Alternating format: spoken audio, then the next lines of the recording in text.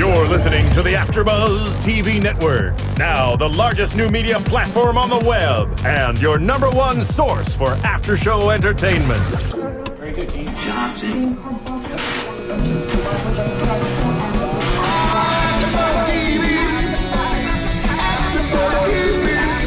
The AFTERBUZZ Studios in Los Angeles, California. Presented by Maria Menounos and streaming live thanks to Akamai Technologies. This is AFTERBUZZ TV Sleepy Hollow After Show.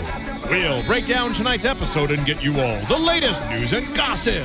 And now, another post-game wrap-up show for your favorite TV show. It's AFTERBUZZ TV Sleepy Hollow After Show. Hey there, sleepyheads. We're here doing the Sleepy Hollow after show. Oh yeah, you know what time it is. You just watched Sleepy Hollow, and now you want to talk about it or listen to some fun people talk about it. This is episode 110, The Golem. I am Matt Lieberman. Joining me tonight, unfortunately, Jackie Borowski could not be here tonight. She is busy rehearsing for a lovely play, which if you're in the LA area, you should totally go to this January. But instead, we do have the fabulous Miss Joyce Ajuri joining us from the Marvel's Agents of S.H.I.E.L.D. show. Welcome. Thank you. Hello, everybody. Yes, and we have Stephen Lemieux, as always. Hey, guys. Good to be back. 2 weeks later. I know. I'm so, like, it sucked that we were gone, but now we're back, and we're happy. And refreshed. Yeah, you know, there was some anguish over being gone, and now we get to make up for that with an extra special show for an extra special episode. And then we get to go again for another month. Yes. Hooray. Which, like, thank you, Fox. But, you know, hey, it's just a sign of how much we love this show that it stinks that we have to wait a whole month for more episodes, especially this late into the season. But that's a topic for another time. So we have a very special interview tonight. One of the Coven, one of the four who speak as one, is going to be joining us tonight. Miss Carrie Ann Hunt. We're gonna get her on the line. But first, I just want to get your impressions, guys, on this episode. I thought it was great. I was glad to see John Noble back. We actually have Carrie on. Oh, we have Carrie? On the line Carrie Ann? right now. Cool. Carrie Ann, you there? Yes, I'm here. Hello. Hi, how are you? Hi.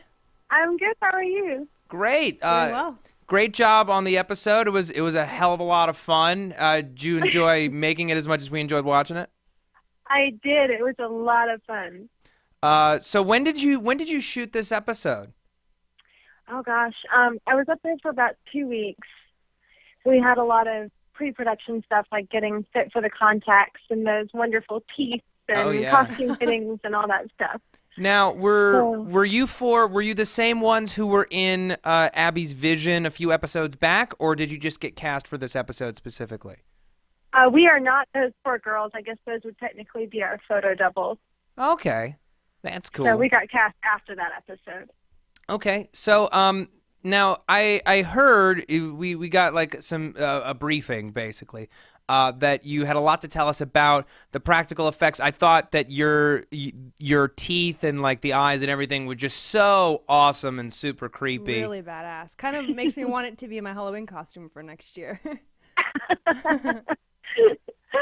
Yeah, it was really, that's one thing I love about the show is that there's so many practical effects, and it really makes an impact, I think, on, well, me as an actress, for one thing, seeing, you know, the other girls in their makeup and really feeling like I've actually made this transformation instead of having to imagine everything. It's right there. Sure. Yeah.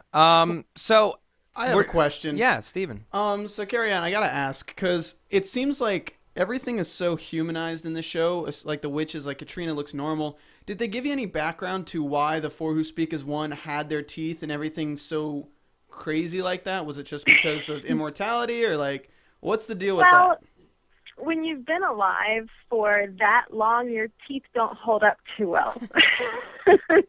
Right, so they naturally become pointy. And ridiculously scary. Yeah. Because rotting and grody, yes. So it's not because you feast on the flesh of small animals or people. No, I'm actually a vegetarian. Okay. So the four who do you eat speak as one... for all four who eat as one? Well, that was just a really fun thing about it, was sort of being able to have a character, because a lot of times, sometimes if it's a character that you may only see on one episode. Sure. sometimes you don't get that rich amount of history, but we had so much, you know, being part of Katrina's coven and being responsible for banishing her and murdering their son and still being alive and sort of hiding out in this carnival, you know, just very lot to dig into. Well, there's always a danger when you know too much because they can't tell you too much. So it kind of means, hey, you know a lot, let's kill you. So it just makes it seem like they'll never find out that information. Well, and in this, I mean, the four who speak as one, they kind of, they kicked the bucket fairly quickly after we met them, kind of. Yeah, I mean, I don't know. Right, because really. it happens off camera. That was actually my next question was, do we know for sure that you four are deceased? I don't know. That's a good question. I really don't know. Well, no one stays dead for long in Sleepy Hollow. That's true. There's a lot of coming back to life going on. I want to know, I don't know if the four who speak as one, I don't know if there was already a lore established about them, like, you know, in real life, but I want to know if there is, and if there isn't, what kind of research or what kind of, you know, steps did you have to take to prepare for that role? There's not, as far as I know, there's not any specific lore about them. When I first got the script, it's kind of interesting the way that I auditioned because they had all of the lines put together as if it were just one witch, one-on-one with Ichabod, because auditioning in fragments would have been crazy. Yeah. Sure. So when I first read it, though, and I knew that there were going to be four of us and Ichabod's coming and there's this prophecy and all this stuff involved, the first thing I thought of was Macbeth. Yeah. Okay. That's good. It feels a lot like that to me. And some of my background, I'm classically trained for Shakespeare. And so it really just kind of immediately clicked into me. And I love, if I could do fantasy stuff like this for the rest of my life, I would be super happy. So I really, I love all the magical stuff anyway. And so it just kind of made sense to me. Yeah. And you have a production company that's working on a fantasy series, am I right? That's true. I just started it with she's one of my best friends, and she's also my business partner now, Lindsay Archer, who's a wonderful visual artist as well as a writer. And we're working on a high fantasy series that we have in development right now. So, and our production company is called Artemis Rising Productions. Artemis Rising Productions, and they can people can find that at facebook.com/Artemis Rising Productions. Yes. I just want to ask you really quickly about what it was like working with Tom Meissen and the director. Just what was it like shooting, and how were they as people? Everybody was amazing. I have to say, a little bit of, I guess, personal stuff for me. I lost my mother while we were filming. I'm so sorry. Yeah. So this episode means a lot to me because it was like one of the most awesome things in my life, and then this tragedy, but everybody that was part of that production was so supportive and wonderful. They treated me just like family. And everybody was just really down to earth. They all worked as a team. Nobody seemed overly stressed out. Nobody was yelling at anybody. You know, Tom came in and we had a rehearsal, and Tom was right there for rehearsals, and so was the director. And it just sort of it was nice. It didn't feel like, it sort of felt like, you know, we were all in this together, because we are.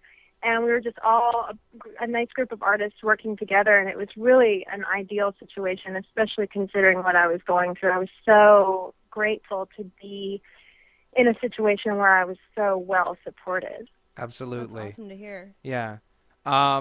Carrie Ann, they're awesome. Yeah, I just first of all, I just want to give you our deepest condolences. You know, that's obviously something very, very difficult, and I want to thank you for taking your time to come on our show and talk about our favorite show. Oh yeah, thank you for having me. It's really exciting. Yeah. Well, again, thank you so much for coming on the show. Any other last thoughts about the episode now that you've seen it, or memories from set that you want to tell us about? Well, it's really something really kind of fun is that when we did the episode originally, we didn't have those monster voices. Sure. And then we came back and re-recorded, and we had to re-record for one because with those teeth in our mouth, we had a lisp, which is funny, but so we had to re-record, and so they had us re-record it in our normal voices and then also re-record it in these monster voices. And so it was really, I didn't know what to expect, but I love the effect of hearing, sometimes you hear all of us, sometimes you hear one of us. And knowing that my voice can do that is a little scary, but really kind of neat. Totally. Did you get to keep the teeth? No. Oh. No, they had the teeth and my contact lenses, and those were interesting because it was kind of like looking through a tunnel of fog. I didn't have peripheral vision in them. Oh, weird. So yeah, it was definitely an experience to have, prosthetic teeth, and then your vision is restricted and stuff. But it kind of fed into the character for me. I called it witch vision. Great. Cool. Okay, well, Carrie Ann, again, thank you for joining us. We have to move on now, but Okay. that's facebook.com/Artemis Rising Productions. Did you have a Twitter handle you want to plug? Oh, we do. It's Twitter is Artemis Rising PR. Artemis Rising PR on Twitter. Thank you so much, Carrie Ann. Thank You you, have an Carrie amazing Ann. night. Thank you. Bye. You Bye. too. Bye. All right. Oh, well, that's great. That was really cool to It was- talk to her. Yeah, a really nice story. Yeah. She seems like an awesome person. Check Yeah. out her production company. I'm very curious about that fantasy series. But now back to Sleepy Hollow. So I'm glad we got John Noble back. We saw, I think, the seeds were planted for the end game of this season, namely in Moloch's return, in Frank's encounter in Central Park. I feel like his daughter is going to play a larger role, not only in his arc across the series, but I think in the investigations, maybe in a few years' time. Yeah. I just had a great time. It was a fun ride, and then also, it's not at all what I expected Me neither. with Jeremy's storyline. No, not at all. I was expecting Jeremy to have a life. Yeah. I really wanted that for him and for Ichabod because he was suffering so much after finding out that he had Jeremy. Yeah. And I wanted it to be like a happy background for him, but it wasn't. The way I think it though is honestly, if you look at time and you see that they buried him back then, and then the witches are now, I think that Jeremy's probably alive again. I mean, Sure. Let's just all go ahead and throw that in the air. Yeah. That we had a spell to stop his heart. Okay. Yeah, they didn't say they killed him. Yeah, exactly. Yeah, It's very anyone vague. with that much power is probably still alive. And that's the thing I was wondering. I was wondering if we were going to get it now, or I assume we'll get it later, where they have to dig up his grave and then they find it empty. Well, that's where I'm finishing my point, is that, no, I didn't, that sounded worse than I meant it, Matt. Love you. You cut me off, Matt.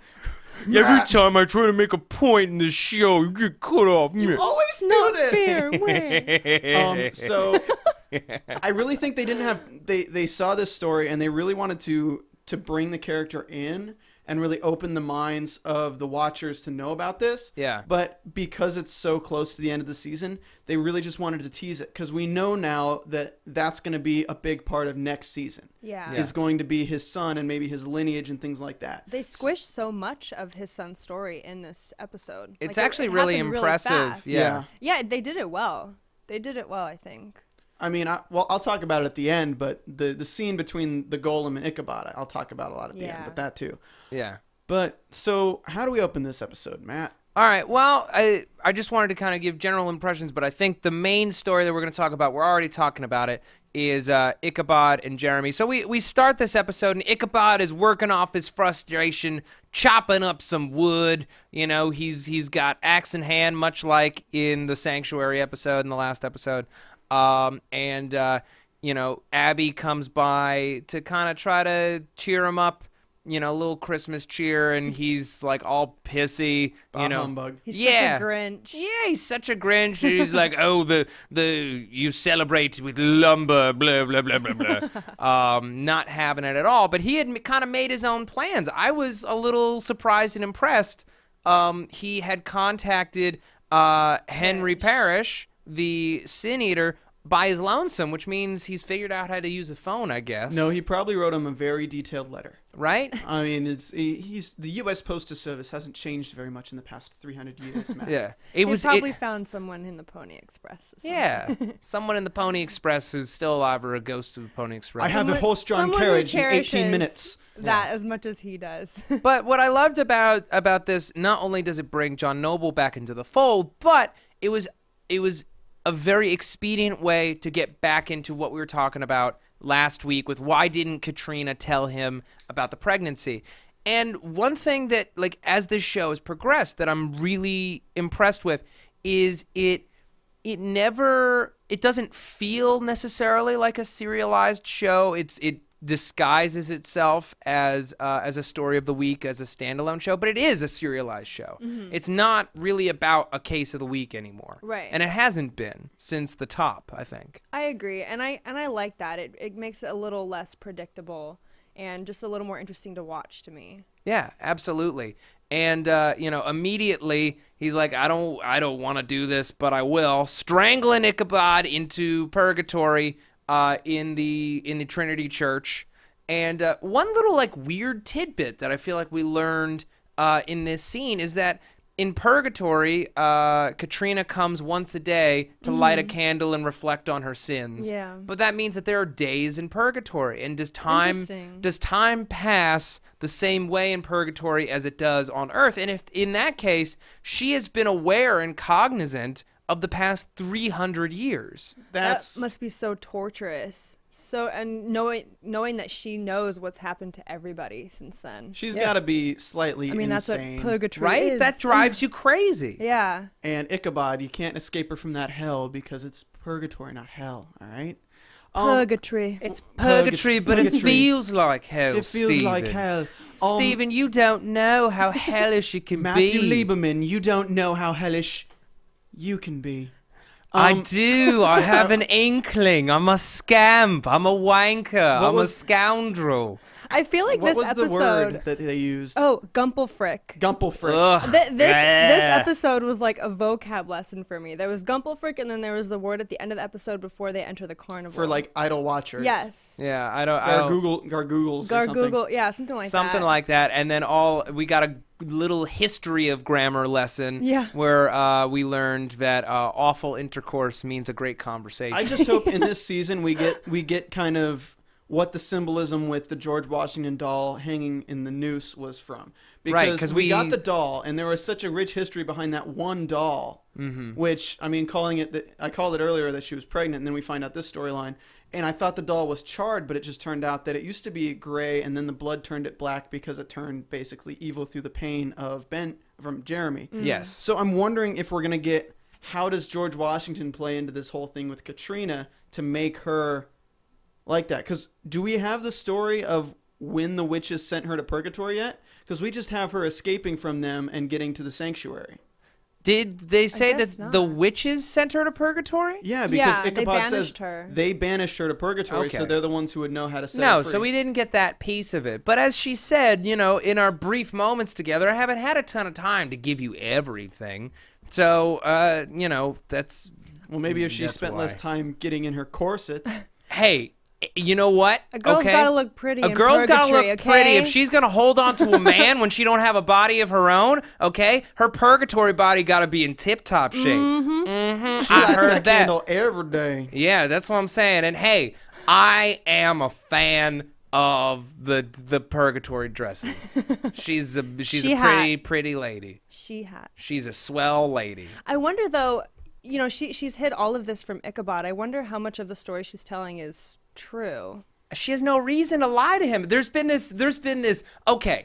a consistent agenda. You haven't been a part of it. Okay. On this show where Stephen and Jackie insist that Katrina is shady, and I continue to disagree. I just think that there's no good or bad coven, and this kind of solidified that for me. I agree with. There's now. good witches and there's bad witches, and it's mostly just semantics. It's the situations that they're in and whether they did. Because if you look at what did the four witches say? They're like, four who speak as one. Necessity sometimes breeds rash decisions. Like they did that out of necessity. That's why they worked with evil. According to them. According to them, but like.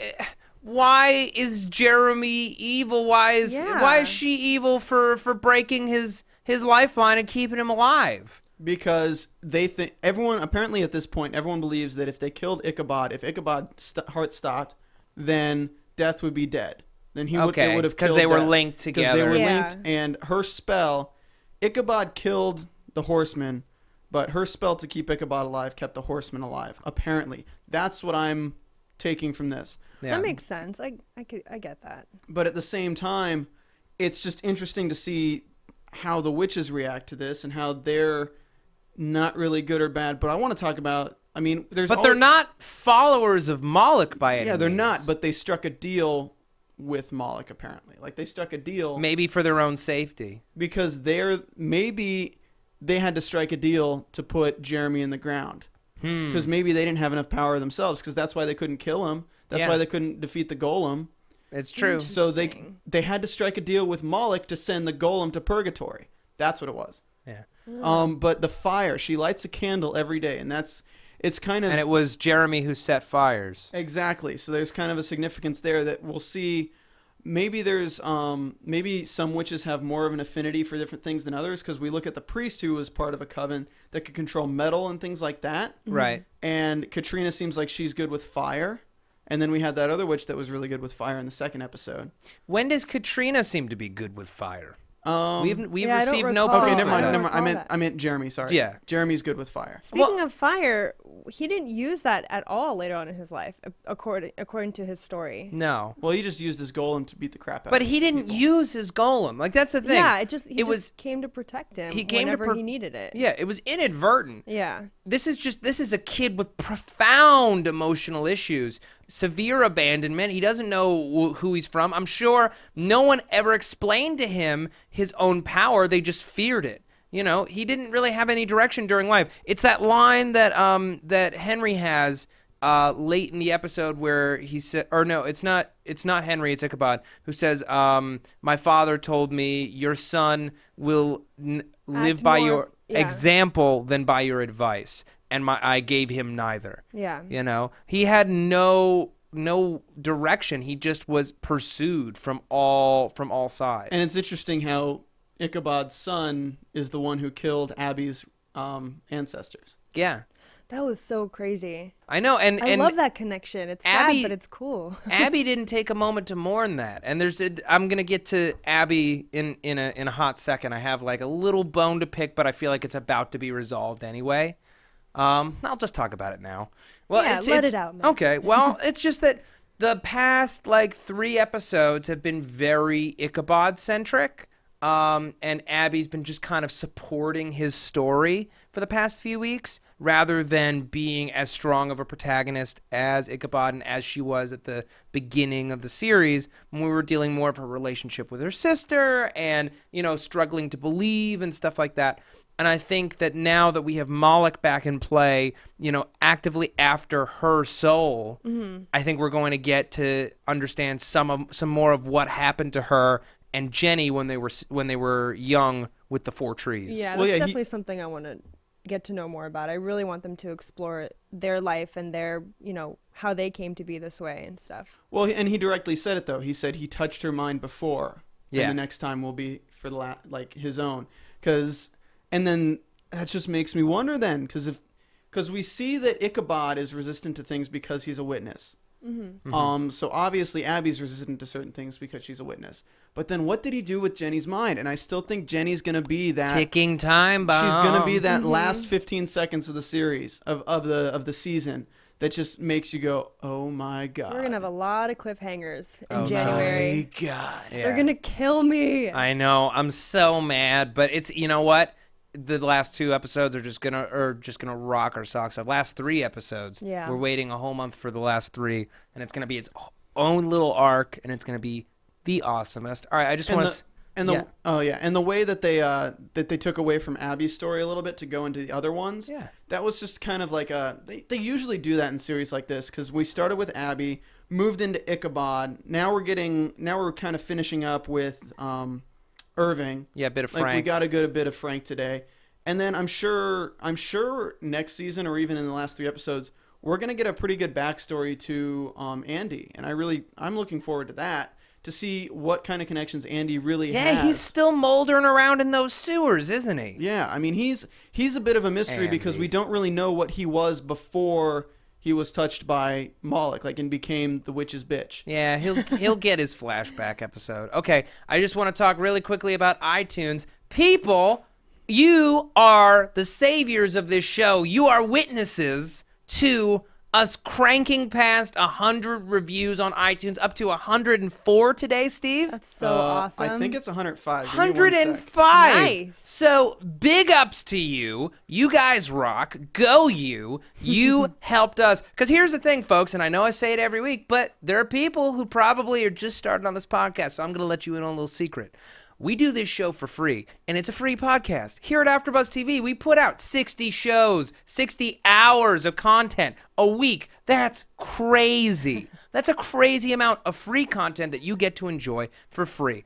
And we don't get paid, but how can you help us continue to crank out great content like this show? I will tell you, these iTunes reviews make a huge difference. It makes us the most visible Sleepy Hollow podcast on iTunes. It helps us be able to keep this show visible. It lets our bosses know that you're loving what we do. It's the most important thing you can do to help us stay on the air and keep our bosses happy. So if you want to help our show, please go to iTunes, slap us with a 5-star rating, let us know how much you're liking the show, what you like about it, if there's something that we can fix or change, and hey, you know what? It's going to help us. If you can't do that, you can just keep talking to us on the YouTube, talk to us on the Twitter. We love having a conversation with our fans. Where can we find you on the Twitter, Matthew Lieberman? You can find me at Matt Lieberman. That's MattLieberman. And you can find Jackie Borowski, who's not here this week, at 123 Jackie_B. Jackie spelled JACQUE_B. Stephen, where can they find you? You can find me on the Twitters at Stephen Lemieux. That's StephenLemieux. And then we also have a much joyful Joyce to speak to. And how can we find Miss Joyce on the Twitters? You can find me on Twitter at JAJouri, at JAJOURI. Brilliant. Beautiful. Brilliant. I would like to take this moment to dedicate to our iTunes ratings, because we've had a bunch in the past week. Some shout-outs. You guys are awesome. Okay. Love this podcast. I just had to write to say that this is a well-done, informative, and funny podcast, and I look forward to it every week. The hosts are knowledgeable and have great theories and predictions. Keep up the good work. That is from Rogue76. I listen to a lot of podcasts on AfterBuzz, and this one, in my opinion, is the best one.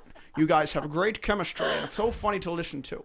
I love Sleepy Hollow, but I also look forward to listening to you guys. Daryl Hammond? Daryl Hammond as Daryl Hammond. Mishan B, thank you.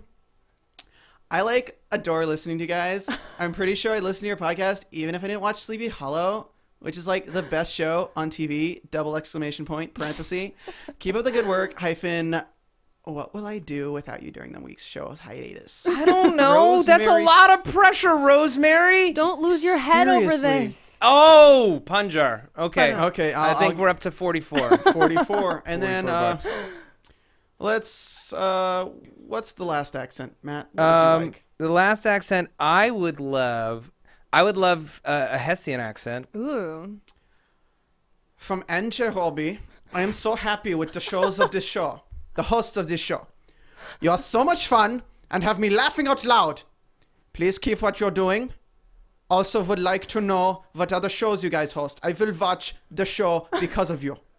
Ja. Wow. I host South Park. Wunderbar. You can see him on South Park and the Sleepy Hollow After Show. Yes. And you can see me or listen to me. You can listen to my many ramblings on the Almost Human After Show, on the Sons of Anarchy After Show, which ends tomorrow. You could also find me on the Marvel's Agents of S.H.I.E.L.D. After Show with Joyce Azuri. I will be on there with him, everyone. And I am also starting a new podcast for the Betas show. Betas is a show on the Amazon. It is a comedy about people starting an app in San Francisco. We're going to have many guests on. It's going to be very exciting. Dude, you went full German. You never go full German, Matt. Never go full German. All right, and I got one last one. I wasn't going to say it. Yeah, say it. I love this one. Because Matt loves this one. I love this one. All right, it's entitled Yo Maddie. Yo Maddie! I fell in love with Jackie and Stephen on the AHS podcast. I fell in lust with Matt on HBO Girls. Yeah. Batman. These three became my Bane. favorite hosts individually, and I look forward to whatever they are part of. But then I heard they were going to be together for Sleepy Hollow. We were not prepared. There is no podcast like this for AfterBuzz TV. Just a magical star, whatever. Stop. It's so long. Here's I can't do it. But here's the thing, man. If you're gonna do a part of the brain, That's what you were missing. Matt, I'm scrolling while I do it. I know. If you really want to brain We need to talk about Sleepy Hollow at some point tonight, people. It's so weird because from my How does perspective, one fall all I in lust see with someone? is the top of Steve's head from here. Yeah, I know. It's so disconcerting. We can't see his face. All right, back to Sleepy Hollow, though. But thanks for the yes. compliment, Free GX. You guys are so nice. Shout out to Late for Tea. I think we forgot Yes. it. And Okay. Papa EXO finally figuring out how to use iTunes. Beautiful. So, I want to talk about Frank Irving because we got some nice just sort of like taking a break scenes that led to something which I think is ultimately very momentous. Yeah. So, he is spending the day with his daughter. Macy goes home and sees the wife. They're not divorced. They're separated. And he takes a moment, or even before that. Okay. He's at the church that he went to when he lived in New York with his family. Right. And he's asking the pastor about, what does he know about the witnesses in Scripture? And that witness traditionally means martyr, and that the witnesses will likely have to die in their cause. But what happens to the people who team up with the witnesses? The followers often die too. Yes. And the apostles. what this Foreshadowing. I know. But what this scene does so very, very elegantly, as I realized when I was watching it, is it sets up what I think Frank's arc is for the series, and it's about Frank and his lost faith. He lost his faith when his daughter was hit by a car, and now this journey is going to be how he regains his faith in a higher power, having to accept that there are things beyond his control and understanding, and that he needs to restore his faith in the Lord and in his higher power. And I think that that's just such a wonderful arc for him to have. I liked seeing him in this light. I mean, I feel like after his daughter got hit by a car, his life changed, and then he went on to be a detective in this city, in this big city, and his life changed there too. But it kind of, to me, the way I see it, it kind of plateaued. Yeah. And now you see him changing even more after witnessing the Headless Horseman and seeing that everything that they've been talking about is actually true. So he's changing again, and we're seeing this side of him that's obviously a lot more vulnerable. But for Frank, this episode, I thought that it was kind of just a filler for him. I mean, there was really nothing there that we learned, except it set us up for something that we're going to see a lot later.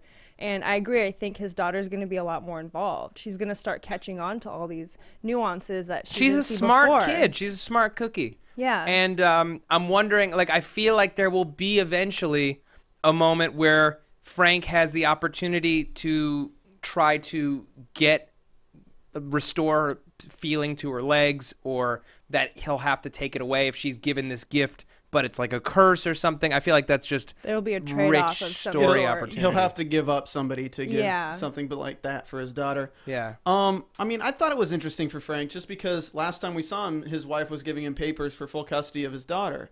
So, I mean, divorce papers, right? It was like a threat and it was a threat promise. But and a promise. That was interesting. And then we get this episode where we see how all these events that are changing to him, they're kind of giving him a purpose. Yeah. Because before it was just his job, but now it just, for him, it's a personal thing. It's his purpose. It's a mission. Exactly. Sure. So when he talks to his wife, he says, well, you deserve someone better than I. And she says, well, if you had told me that a year ago, you'd still be living in this house. Yeah. So it is kind of, it does progress his story in that we can see that he's changing for the better, but it also progresses a story that we'll get into the scene with the ice cream guy or the hot chocolate guy. Yeah. Yeah. Well, here's scary and that because lady, it's that just lady that it transferred to. it just showed that he is mortal. Ichabod's not exactly mortal because he's that. Abby's a witness, but Frank, from the three of them, is the mortal, and he's easily swayed. And as we've seen, is he falls for tricks fairly easily too.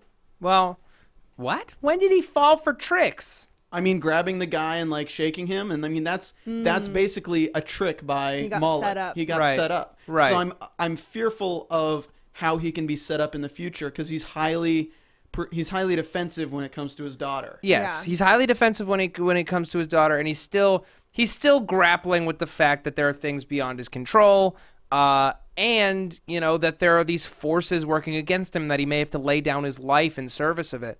But it's interesting.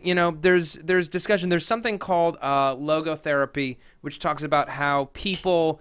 What they really need and are looking for in life is purpose. We're looking for a reason, something that gives our life meaning.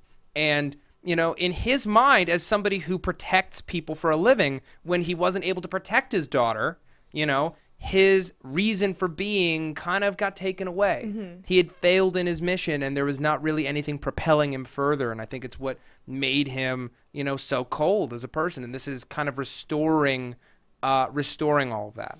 I think there's a strong parallel between Frank and Ichabod in this episode. The whole wanting to be that protective, advising father, a better father. I think they really related to each other. I mean, they didn't even interact this episode, but there were definitely some parallels there in that sense. Absolutely. So we get to this scene out in the park. And he's trying to push his daughter. He's like, we could do that wheelchair sports camp. She's like, Dad, sometimes you have this tone in your voice that makes me feel helpless. And he apologizes, and she's like, but I'd feel pretty good with a hot chocolate, plenty of marshmallows. Like, all right. You feel pretty good with a 7-Up too. Yeah. Oh, stop. And he Fun goes. jar? Yeah, 44.50. Best reference. Yeah. So he's going to get this hot chocolate, and the guy's like, your daughter's strong, huh? Yeah. How strong is she? She's Ooh, that pretty would've made me strong. mad. Up top. No. Well, okay.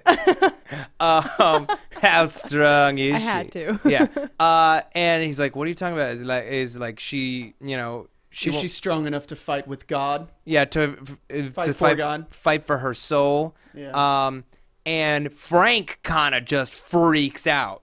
I mean, I'd freak rightfully out so. too I if would the be guy's pissed. eyes turned white in front of you and started Yeah. saying crazy shit like, we have a plan too. Well, no, Yeah. before that though, before But his eyes turned, he was a little provocative. He was like, what are you talking about? But then, like, God has a plan, so do we.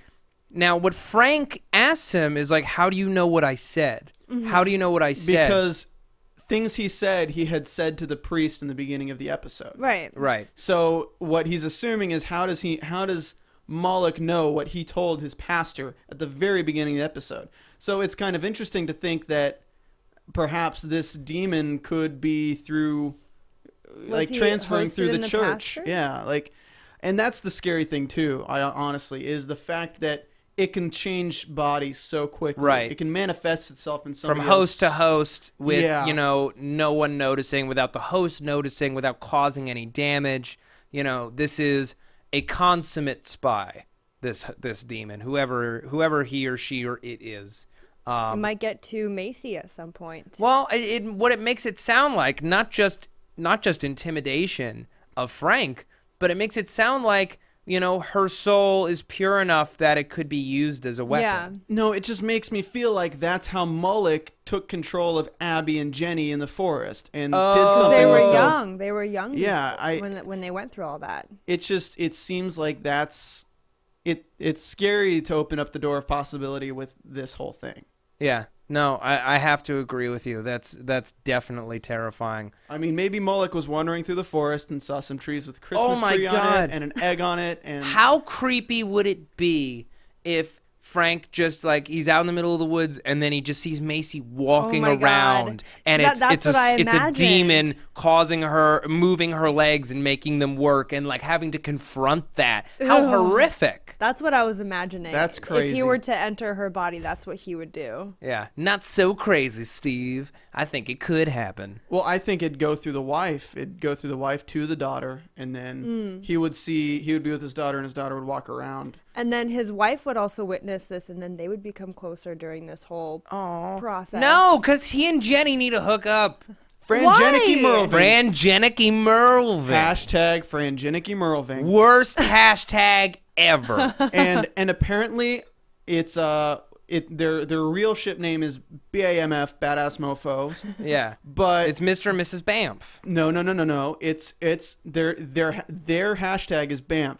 But Orlando Jones on Twitter has confirmed that it's Mr. and Mrs. Frangenicki Merlving, but it's hashtag Banff. Whatever. Hey, confirmed from the man himself. Confirmed from the man himself. Okay.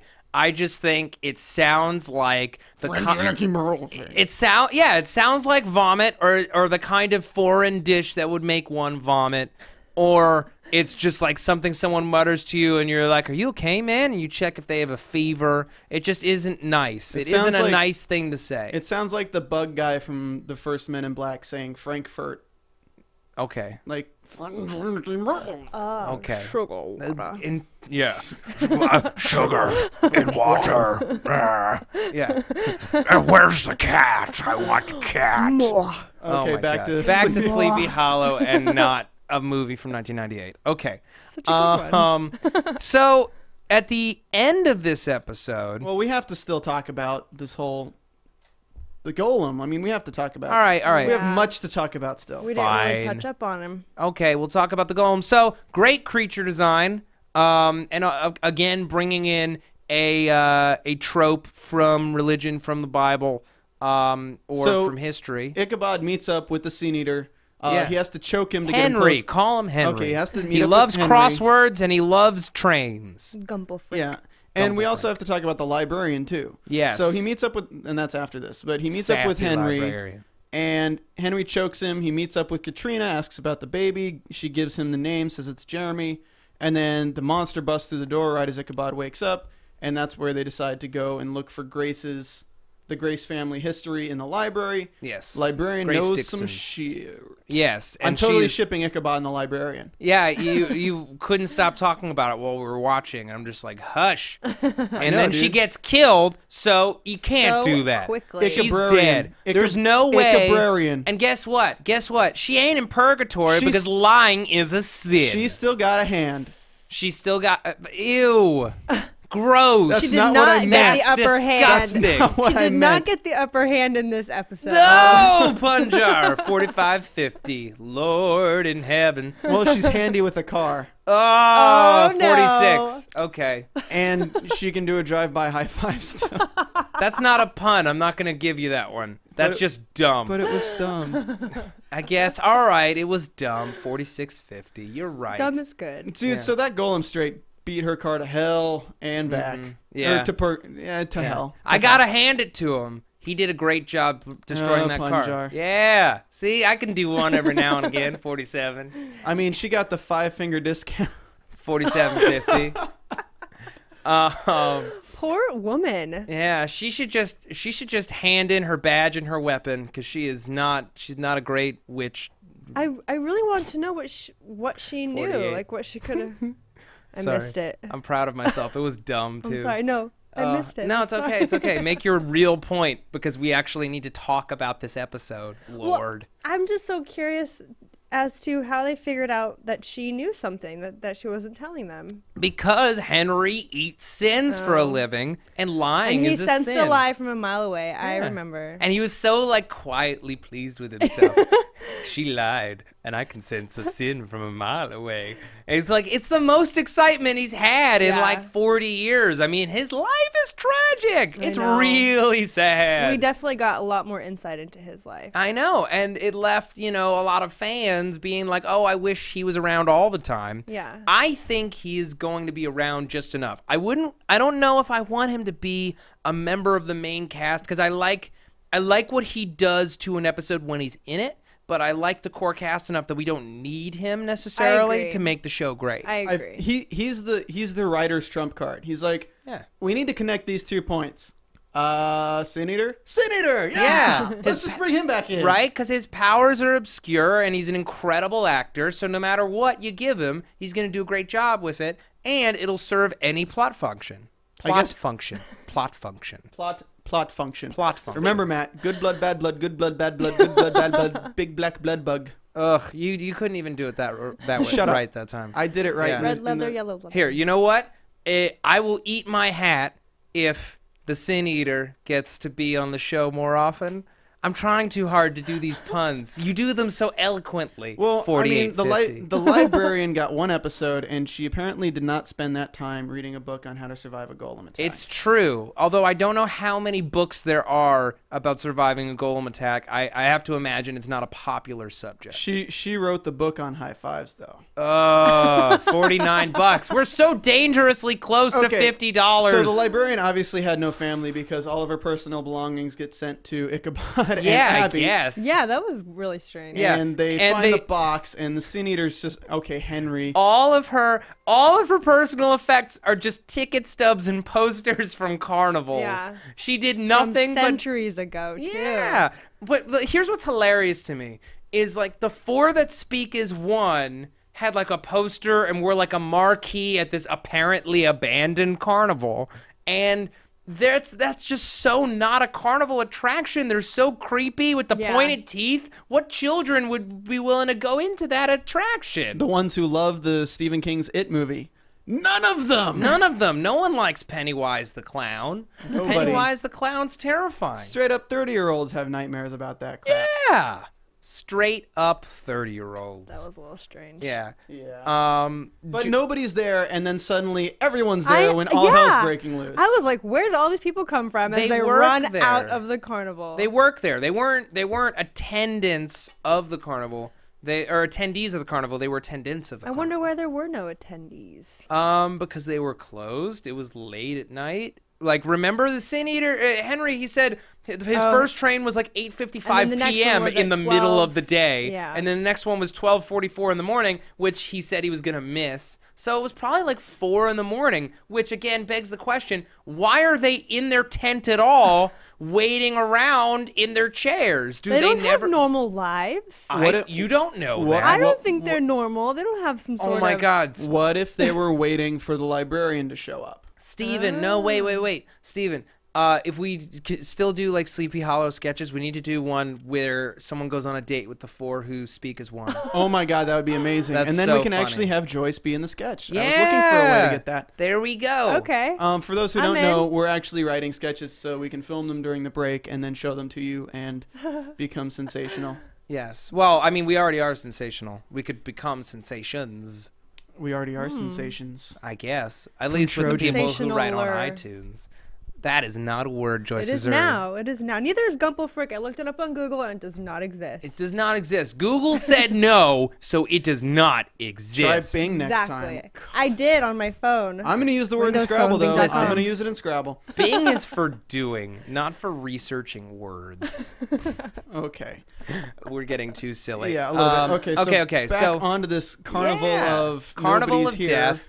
Golem stumbles into the tent and apparently kills them. We don't see it, so we don't know for sure. Which, like, to me, that's the creator saying we'll bring these back at some point. They're probably not dead. They left it very open-ended. Now left it's just vague. that was just like the 2.5 that speak as 2.5. Exactly, the 2.5 that speak as a third. So, Ichabod's running and he sees this strange visage, which was a funhouse mirror, which led to the great line, "Since when did irony become a national pastime?" Golem smashes through the mirrors, Golem smash. stabbing Ichabod in the chest with glass, which is very convenient because we need Jeremy's blood to stop the golem. Yeah. But Ichabod's blood will serve. And he tries to reason with the golem first. He apologizes to the golem, which gives him like this nice moment of catharsis. You know, he's trying to apologize to his long dead kid, you know, for not being there and for his mother being ripped from him and like how he wishes it could have been different. It was a very, very sweet, very moving It was his way scene. of making peace with the way things turned out. As much as he can have, anyway. Yeah, exactly. I thought that was great. Like even after he stabbed the golem, like the last moments where he calls the golem his son, basically. Yeah. Because the golem was born without a personality, without any emotion at all. I mean, it's just a golem. But it arrived from the pain of his son. Yeah. So everything that his son had experienced was transmogrified through the golem. And if that's a word, I'm going to claim it. It is. It's a word. It's a real Okay, word. But like that's just so the golem really was his son in some ways. It experienced the things that his son did up until that point. It was definitely a part of him. It was it was a part of his son. Yeah. And can I just say, in terms of creature design, I love anything with like 3 chubby fingers. I think that that's just the coolest, where it's like 2 fingers and a thumb. I thought it was so cute when he touches Jeremy's face when he's first born, and it's like the weird 3-finger hand. I guess like so it's supposed to look kind of like cute and doll-like. Maybe that's the juxtaposition from the hand to the face, and like what he actually was and what he actually did. There had to be some sort of part of him that we thought was endearing. Well, the doll. the end was endearing, but the doll's so simple. So the doll was basically a doll with like a button eye with thread over it, kind of sewing the eyes shut, and a belt with like a skirt kind of thing on the doll. Yeah. So I mean, they did a really good job creating that in a monster form without making it too overbearing with big fangs or some stupid crap where it'd be like, oh, that's the doll? Like, how does that work? Yeah. I was so pleased when the golem kicked the crap out of the orphanage guy, because the orphanage guy was obviously a huge dick. Total dick. Yeah. I'm saying this so flippantly. If you'd like to send your kids to a dick orphanage, send them to this guy. Never send them to a dick orphanage. That sounds terrible. That sounds like the worst thing. Sounds like Neverland Ranch. Oh, I'm just kidding. Stop it. I don't think any kids are allowed to that. be orphans. Their parents don't know where they're going to go anyway. But I'd like to think that in today's modern age, one thing that has changed from the 18th century is no more dick orphanages. That's true. Okay. I think that we wiped those out. I like to believe that. I'd like to believe. Now it's just bad foster care. I want to believe. But, oh, God. Remember what we talked about earlier? Katrina, every day is just like a day and she can view what's going on in the world. Like, she would have had to watch her son grow up like that. That is so torturous. So she's got, that might be where the Washington hate comes in, because she's had to witness all these things because of him using Ichabod and things like that. And why didn't Washington step in, like, now, knowing that this secret war was going on and being a participant in this war?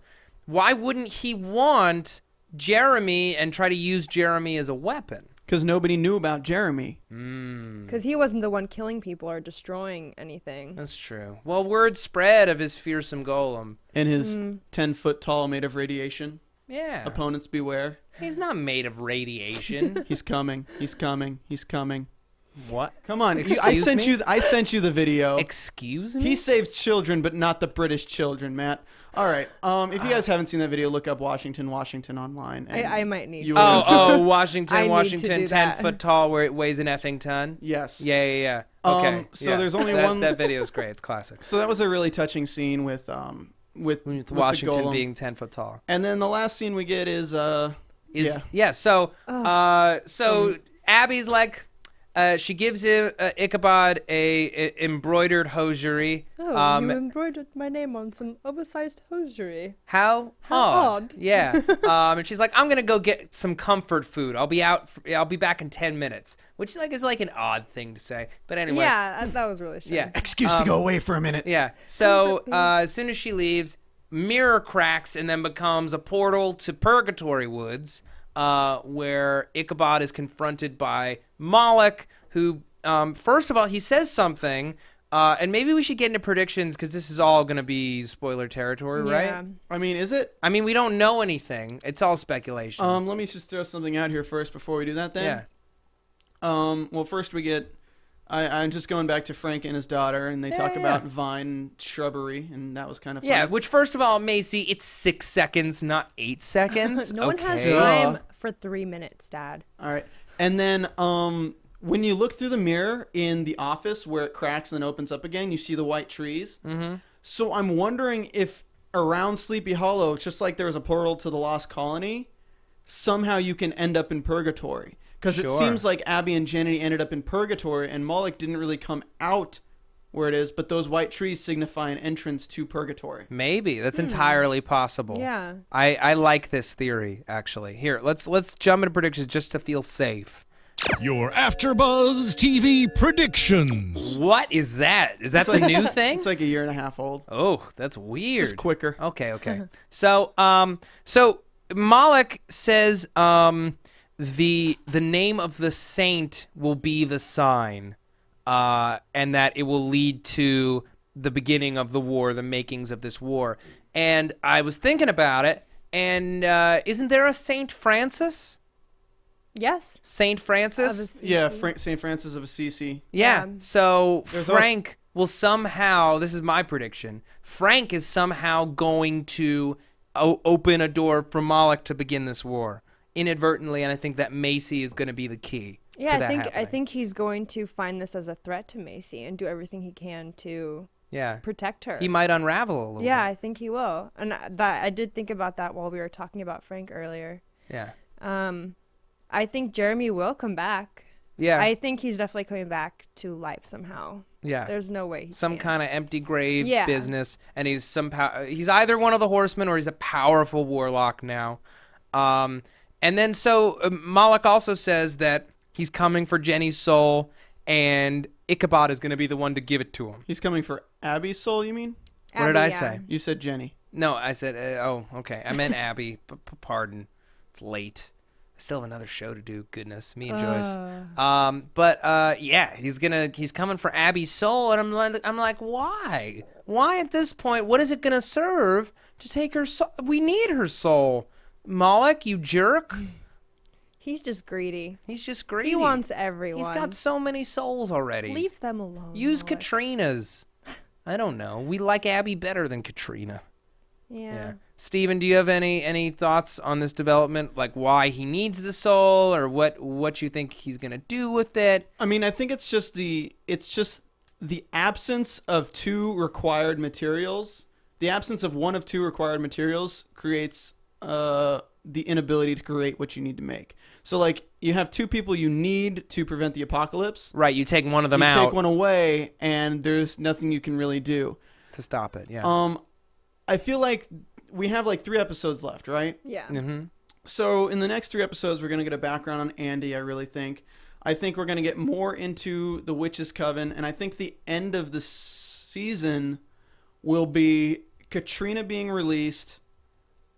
Abby, probably not Abby, but somebody close to Ichabod will be sent to purgatory for next season. I also think that, let's see here, how do I want to phrase this? I think that we're gonna get that last 15 seconds of Jenny being a betrayer. Okay. Still under the guise of Moloch. It's a nice guess. And I think the Bible's gonna have more to play now that they brought it back. Okay. Here, Joyce, I want you to give kind of like more predictions like that, and then I'm gonna do mine because I feel like mine could run a little long, so I don't want to outdo everybody. Well, I'll just mute you. All right, great. Well, I mean, I pretty much stated some of the things that I want to see or that I think we're going to see. Okay. I do think Jeremy's going to be some sort of renegade. Like, he's going to totally change. But I wonder how he's going to be knowing that that the golem is gone. That the golem is, I wonder if maybe he's going to be weaker and come up from that. That'll be interesting to see later on. Yeah. But yeah, that's kind of all I got for now. Okay. Well, here's what I'm thinking. So we got 3 episodes left in the season. And it's one 3-episode arc. So Moloch's coming back for Abby's soul. We're not entirely sure why. I think Frank and Macy are big part of that plan, and that Macy is going to somehow be kidnapped, much like Jenny and Abby were as girls, and they have to go rescue her. And that could potentially be Moloch's plan, is to lure them into purgatory by kidnapping Macy. I don't think that Jenny's a betrayer, but I think that Moloch is going to activate her in some way in the final episode. I don't think Katrina gets out of purgatory yet. I also think that if we're going to get any more Jeremy stuff, I think we're either done with it for the season or he shows up in the finale and that's our last beat. So like the last beat is either Jenny's evil now or we see that Jeremy is alive and he's just a badass evil warlock or a freedom fighter. Who knows? Yeah.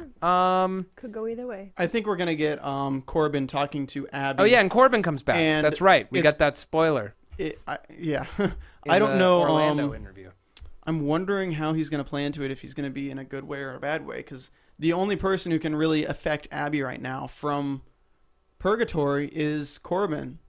So if you think of if Moloch could press on him somehow, you never know. I don't think he presses on him. Here's what I think happens. When they go into purgatory to save Macy, if that's really what happens, right, then Corbin is there and he helps them escape. Oh, yeah. Seeing Frank and Corbin see each other again would be awesome. They never saw each other, period. Oh, you're right. Sorry. I mean, what did I mean? Abby and Corbin. Abby and Corbin. That's what I meant. I'm sorry. I meant like in person, though. That would be really cool. That would be really cool. Oh, man. So we're running out of time. And all right. Yeah. We can't do anything silly tonight, but we will make videos that are silly over the break. Yes. And we will have them online before the next episode.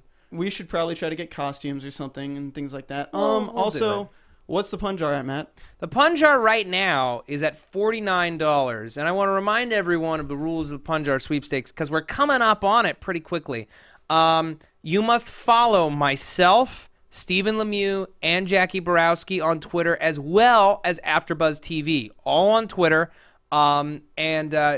After the 12th episode, sometime between the 12th episode and the 13th episode, I am going to tweet out a trivia question, and the first person to respond to it correctly, who is following all 4 of those Twitter accounts, will be the person who wins the cash. No, we'll do a drawing, Matt. We'll do a drawing? Yeah, we'll do a drawing. Okay, so anyone who answers the question correctly and follows all 4 of us on Twitter is in the running to get the cash. But you must follow us on Twitter to do so and keep your eyes peeled for this question. We will announce it on the season finales podcast. So we only have 2 more episodes to rack up some more money and some more puns. Wait, 2 or 3? 2, because this is episode 10, so episodes 11 and 12 we'll be able to continue to add to the pot. We could very well get over 60, maybe even $70. We need 2 more tonight, Matt. For Christmas, it's got to be 50. Two more tonight. Let's see. I hope you guys have some very happy Sleepy holidays. That's happy holidays. That sucked. So Hashtag happy holidays. 69.50 and 49.50. 49.50. Oh God, 49.50. And I hope that you have a nice Christmas, so you won't feel hollow inside. Oh, okay. All right, $50 $50 even. Beautiful. All right, let's throw the. I saw Kedlis killing Santa Claus. Oh, for a second, I thought I heard you say, I suck. And I'm like, yes. Okay, Joyce, where can the people find you? You can find me on Twitter at JAJOURI and on Instagram at Erosia at IRUOJA. And Steven, where can the people find you? You can find me on Twitter at Stephen Lemieux, STEPHENLEMIUX, or if you're in the LA area and need headshots or any kind of photography, I'm trying to put away some money for Christmas presents. I'm cheap. Hit me up at SR Lemieux Photo on Facebook. He is cheap. Truer words were never spoken. My name on Twitter, you can find me at Matt Lieberman. That's MATTLIEBERMAN. I also just joined Instagram. Oh my God, I don't know how to quite use it. I know I succumbed to pressure, but you can follow my photos and stuff like that, photos and videos, at Matty Lieberman, because Matty Liebs was taken. So that's Matt Y. Lieberman on Instagram. Here on AfterBuzz TV, Marvel's Agents of S.H.I.E.L.D., Sons of Anarchy ending tomorrow, Almost Human, which has gotten really good if you haven't made the leap and started watching. Starting the betas show this Thursday. We're supposed to start last Thursday. Long story, but we're starting this Thursday with 2 episodes back to back. You should definitely watch that. And thanks, everybody. We will see you in January. Good night. Happy holidays. From executive producers Maria Menounos, Kevin Undergaro, Phil Svitek, and the entire AfterBuzz TV staff, we would like to thank you for listening to the AfterBuzz TV network. To watch or listen to other after shows and post comments or questions, be sure to visit AfterBuzzTV.com. I'm Sir Richard Wentworth, and this has been a presentation of AfterBuzz TV. Good night, sleepyheads. The views expressed herein are those of the hosts only and do not necessarily reflect the views of AfterBuzz TV or its owners or principals.